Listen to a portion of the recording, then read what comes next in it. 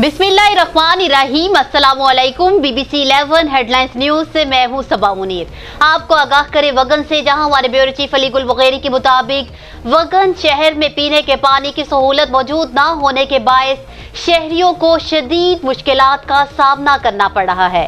شہر میں پینے کا پانی نہ ہونے کی وجہ سے شہر میں کربلا کا سما پیدا ہو گیا، جبکہ علاقہ مکی اپنی جیبوں سے ہر روز پانی خرید رہے ہیں۔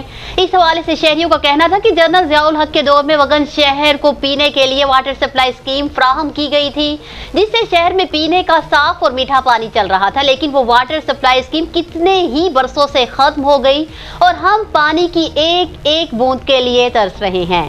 سندھ حکومت اور ضلع انتظامیہ کی نااہلی کی وجہ سے ہمیں ابھی تک پینے کے پانی کی اسکیم فراہم نہیں کی گئی۔ یاد رہے کہ وگن شہر جو 60 سے 70 ہزار آبادی پر مشتمل شہر ہے، لیکن بدقسمتی سے یہ کہ اس شہر کو پینے کے لیے میٹھے پانی سے محروم رکھا گیا ہے۔ نیوز اسٹوڈیو سے فی الوقت اتنا ہی۔ مزید تفصیلات اور اپڈیٹس کے لیے دیکھتے رہیے BBC 11 ہیڈ لائنز نیوز۔